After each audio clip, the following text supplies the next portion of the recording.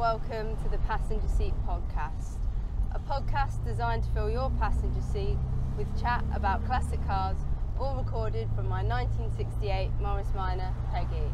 I'm Becca, and today I'm on my way to catch up with our friend Dom.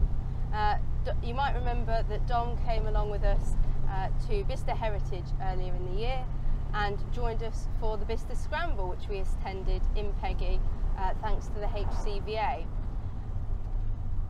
Dom and Reese, who came along with us, had an absolutely fantastic time at Bicester Heritage, and it was the final straw in him deciding to buy one of his dream cars, a Renault 5. He managed to find one not long after that, and he's had it for a little while now. So I thought it would be good for us to catch up with Dom, see how retro motoring is treating him, and what he's been enjoying about owning a Renault 5. So, I hope you really enjoyed today's podcast, and next you'll be hearing from me and Dom.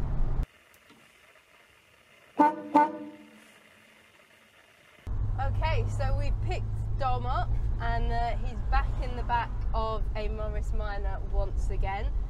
The last time that you were, and the first time that you were in the back of Peggy, was when we took you to Bicester Scramble, wasn't it? Yeah, it was a fun journey all the way up to Bicester Scrambles in the back of a classic car like this one. Yeah, and that was kind of your first time in the back of a car of Peggy's age, wasn't it? Oh yeah, it's the first time I've ever been in a car from any of these eras. Yeah. I think, yeah, this is the first car that I've been in that's probably older than 2000. Yeah, but you've since changed that, haven't you? Because so you went to Bicester Scramble and had quite an enjoyable day by all accounts, and enjoyed one particular car that you spotted around the Bicester Scramble, didn't you? Yes, a nice little Renault 5, or a few of them actually. Yeah, there was quite a few. They seemed very popular at the event. And what was it about the Renault 5 that really caught your eye? Well, one, it's a Renault. I've got a big soft spot for Renault, always have done. And it's just a little boxy car. I've always admired a little boxy car. Yeah. Yeah, and so what's this soft spot for Renaults? Tell us about that. Because you've got a Renault Zoe as well at the moment. Yes, I own a Renault Zoe as well. And that's your daily, isn't it? That's my daily, yes. Yeah. I learned to drive in a Renault Kangoo. I think it was 2008 Renault Kangoo. Yeah. And I went out with, Paul that would take me out on the Renault Kangoo all the time. And I learned to drive with it, and it was just a nice little car. Oh, yeah. Say little car, it was a nice van. Yeah, they're quite big and spacious and usable, the Renault Kangoos, aren't they? Yeah, they're very spacious and very useful. I just liked how simplistic it was. Like, it was so easy to, as soon as you sit in them, you know exactly what buttons do what. Yeah. There was no sings or bells about it, but it just done exactly what you needed to do for a car. Yeah. And so is that kind of what attracted you to the Renault Zoe as well, as an electric car? Yeah, it's because, again, with most Renaults, they're pretty simplistic in their design. So sitting in a Zoe, it's quite easy to understand what everything does. Yeah. The buttons are all labelled properly. There's no way of not knowing what something does. Yeah. So you went round Bicester Scramble, fell in love with the Renault 5s, and it didn't take you long to get on eBay having a good look around for one, did it? No, I think it was probably 3 days after Bicester Scrambles. I was on eBay, I was on all classic websites looking for a Renault 5 to buy for myself.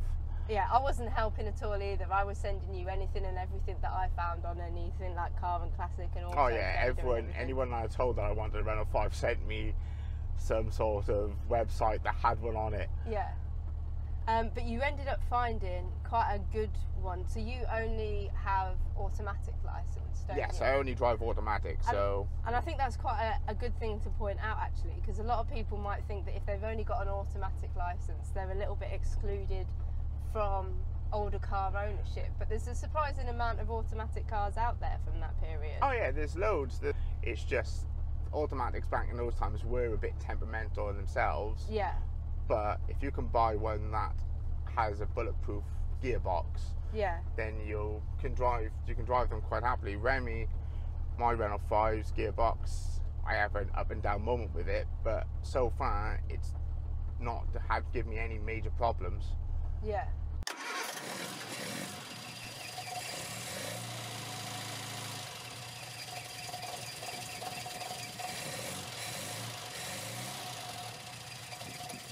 So you managed to find actually quite a good deal because it was automatic, because the guy had spelt automatic wrong on the listing, hadn't he? Yeah, he spelled automatic wrong, and he also put on the listing it was a Renault, I think it's a Prima. Yeah, he didn't actually put that it was Renault 5. Yeah, he didn't put it as a Renault 5, so most people probably overlooked it, not thinking it was a Renault 5. Yeah, or it didn't come up in their search results. Oh yeah, or it something never like came up that. on the search results at all. Yeah, and so you ended up getting a reasonably good deal with it, and you went and got it. What it must have been? Is it 2 weeks after Bicester, or was it a week after Bicester? It wasn't long. No, was it? I think it was about 2 weeks after Vista, because I done it about, I found it about 5 days after the event. Yeah. And then it was about a 6-day Wait on the bidding. Yeah. And then once I got it, I think it was 2 days after that, then I won the bid.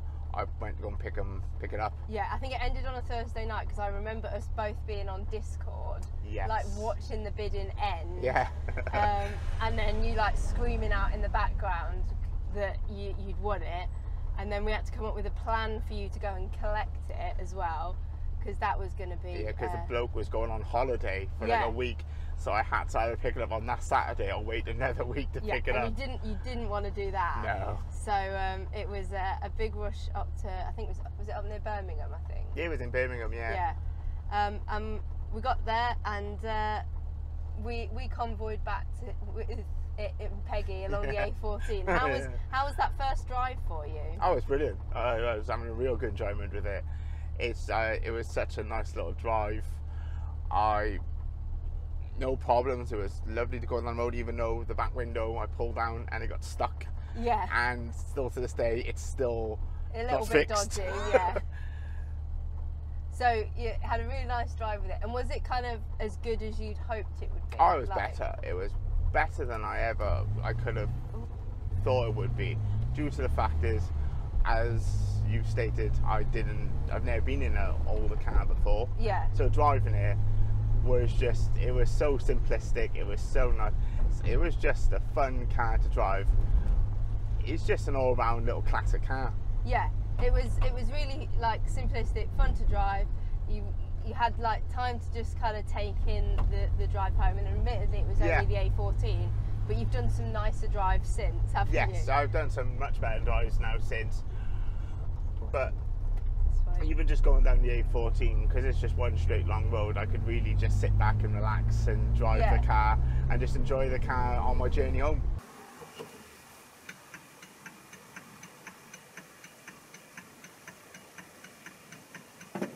And even just after getting it, you were almost immediately indoctrinated into the being stopped in public car parks. Yeah. Because we'd parked up in a little local Tesco's nearby where you picked it up, and we were just checking it over and making sure it was going to be all right for the drive home. And somebody came over to you immediately, and even though Peggy was parked next to it, he was way more interested in your little Renault 5. And having a chat to you about it and how he remembered it. And you've had a few more experiences like that as well, haven't you? Yeah, I had a DPD man deliver a parcel to my house, and he spotted my Renault 5 and asked if he could have it sit in it, because he admired the car and was a big fan of the Renault 5. Yeah. So the Renault 5 quite shocked me with that. I found out it does have a real big following. Yeah. I don't know what it was about that car, particular model, but a lot of people admire and know so much about the Renault 5. I think it's because it's one of those cars that was like quite accessible to people. It was kind of an everyman's car, and it's quite similar to the Morris Minor in that way, in that everybody either had one or knew someone who had one, or kind of had a distant relation to something. Yeah. And so it's quite a memorable car for people from that period. I think as well that when the Renault 5 was built, it was just, like you said, an everyday car, but then as time went on, it got more developed into a rally car. Yeah. And then the turbos came out, and that took everyone as well to fall in love with that.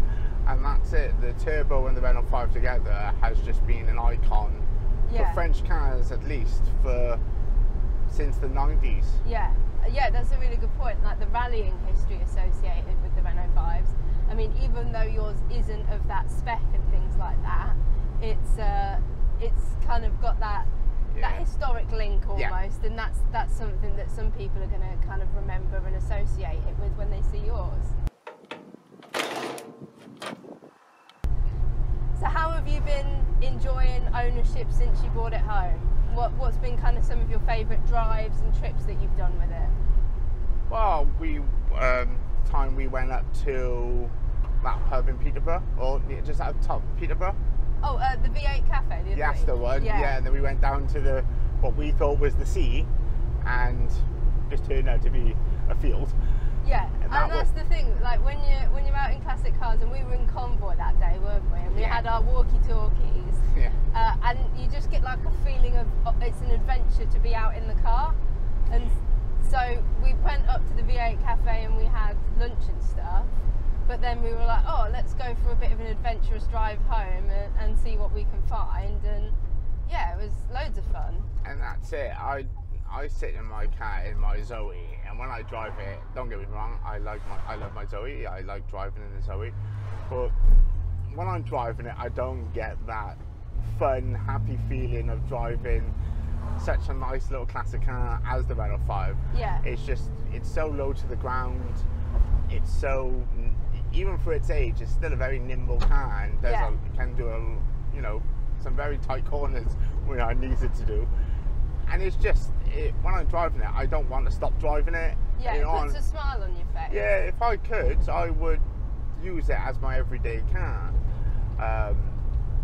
But while I'm trying to do work to it, I don't want to push any of the parts to breaking point at the moment.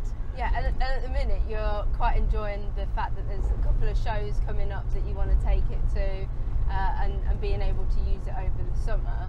And I think at some point you've got a few things that you want to do over winter, haven't you? Yeah, so we got the show now in the 3rd of September. Yep, that's the Classic Affair in Hemmingford Grey. Yep, that's the one. Yeah. And then it's basically put it away for winter. When I get some nice dry spots during the winter months, so we'll have new brakes replaced. I'll fix the alternator and have some other parts and looked at. Have the gearbox finally checked and made sure everything is working properly on it. What I like about the Renault 5 is that, on my one at least, is that the body on him is still very good. There's very little rust on him. Yeah, it's quite unusual. Dings. I think a lot of people would say that French cars of that period are quite easily rusting, but yeah, no, yours is incredibly solid, especially for the price that you paid for it. Yeah, the gentleman that I bought it off, he did keep it undercover as well. So now it's in my garage. It does get protected from a lot of the harsh cold weather that we have. And the rain and things. And with it being a weekend car as well, you take it out on a nice day. So it'll probably survive rusting and things like that probably better than Peggy will at this stage. Probably, because Peggy is your everyday car, isn't it? So in the winter months, you get like the salt and the rain and all like that can cause some sort of damage to your cars, where Remy will be tucked away and having a lovely time in the garage, getting all fixed up. Getting all nice and kept nice and warm.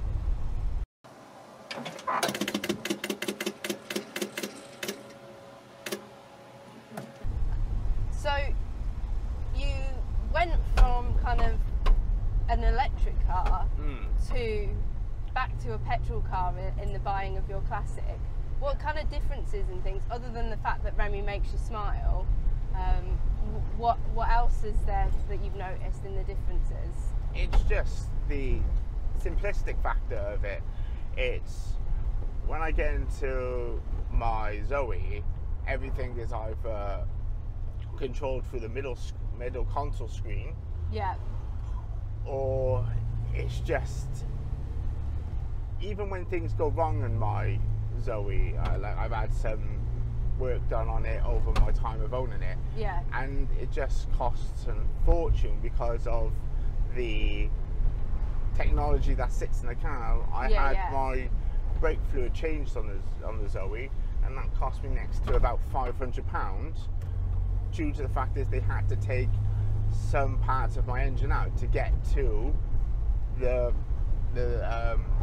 reservoir for the brake fluid. Now, as much as the Zoe is great and it is an electric car, I just like how Remy, I can do the work to him myself. It's just bolts that you just unscrew and things come off, no problem, no fuss.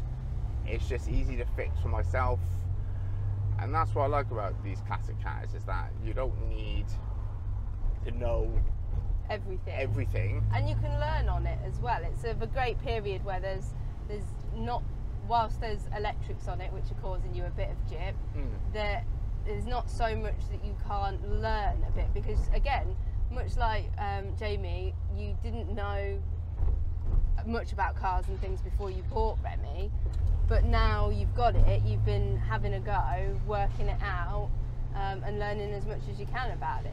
Yeah, well, it's as simple as just the brakes alone. Every time I've needed my brakes replaced on all my other cars, it's always gone to a specialist because they are quite complex, especially on the Zoe because of the regenerated brakes that the Zoe has. Yeah. I can't touch that because that needs to be done by a specialist that would know what needs to be put on it. And with Remy, I can just get a spanner, some brakes, and have a go myself. And there's no, if I can't fix it, or if I can't do it, then I can just get someone else that can come and do it.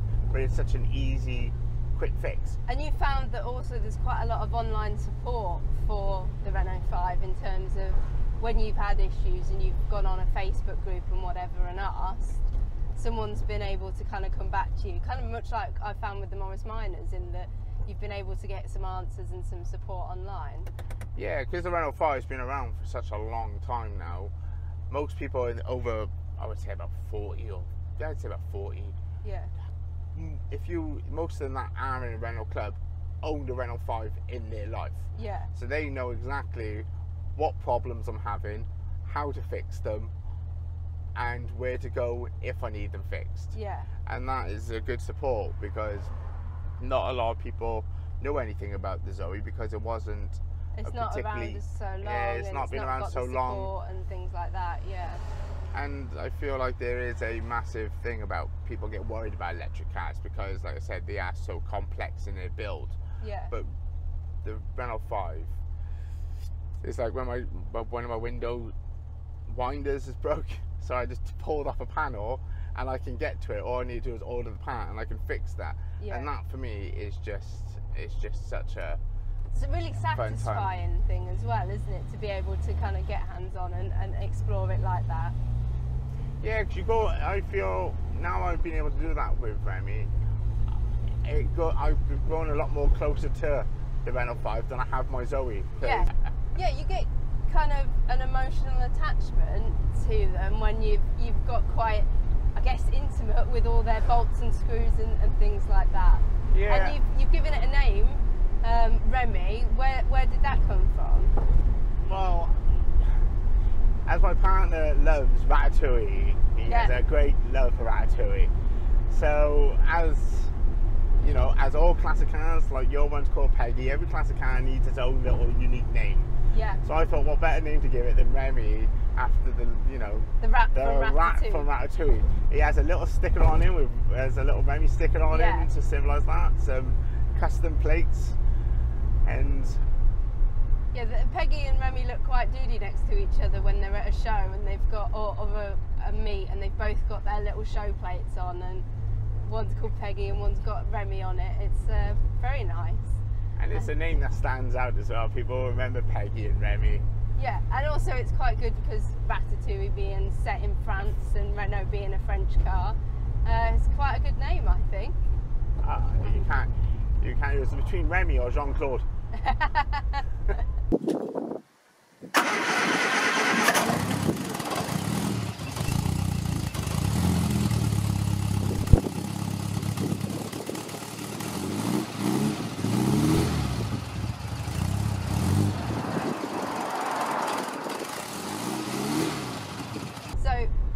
When you first got Remy, you brought him home and you went through, like, you had to do a big clean on the interior and things, because detailing and cleaning's a little bit of a hobby for you, really, isn't it? Yeah, I can't have a dirty car. I've got to detail and clean every car I own, no matter if it's brand new or not. It's got to be clean to how I want it to look like. And when you were doing that, you found some interesting little bits of paperwork and stuff, like stuff down the seats. Yeah, on the back seats, I got them to fold up finally after about half hour trying to work out how they felt folded up. Yeah. And underneath the carpet, underneath the chair, I found the original document for its invoice of the garage or the show, the show place that would have had Remy before sending them on to wherever Remy's first owner was. Yeah. Do you know how many owners it's got? It's had 4 owners in its life. So you're the 5th owner? So I'm the 5th owner he's had, and probably will be the last. Yeah, you're very attached to him now. Oh, I could, no matter how much someone offered me for Remy, I don't think I could sell him. Even though it could go, someone could say I could go and buy another Renault 5. I would rather keep Remy. And the stories and adventures that you've already had with him and that you're going to have. Yeah, and that's it. I've already had some fun times in it, and sometimes where I keep thinking he's going to break down at any moment, but that adds all to the fun of Remy. And he's just a little quirky car, and I don't think I could ever get rid of him, even in the days where electric cars dominate. I will still find a way of keeping Remy on the roads. That's really lovely to hear, and it's so nice that someone who's so kind of new to this retro motoring is already so passionate and keen to make sure that these cars are kept going in whatever way, shape or form that has to be in the future. When you look at someone like Remy that has his little boxy look, then you've got Peggy that, you know, is a very icon shape.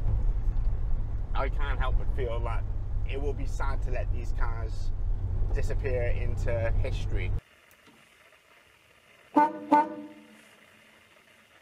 Well, it's been really nice talking to you about it, Dom, and I'm so glad that we finally got you on the podcast to talk about it, and that you've definitely got the bug, and I'm definitely going to claim some responsibility for that, if you don't mind. Oh yeah, it's 100% your fault. This is 100% your fault of why I'm out of pocket all the time buying parts for Remy.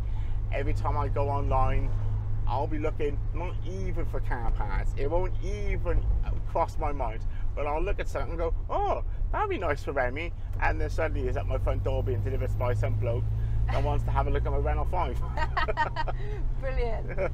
Yeah, so yeah, really good to have you on, and some fantastic stories, and I'm sure Remy's going to keep bringing you loads of fantastic stories. I hope everyone at home has enjoyed listening to you talk so happily about your beautiful little car, and if you're watching on YouTube, I'll have overlaid some of the footage that I've gathered over the time that we've known Remy, and you've enjoyed seeing that as well. But in the meantime, drive safely and happy motoring. Thank you.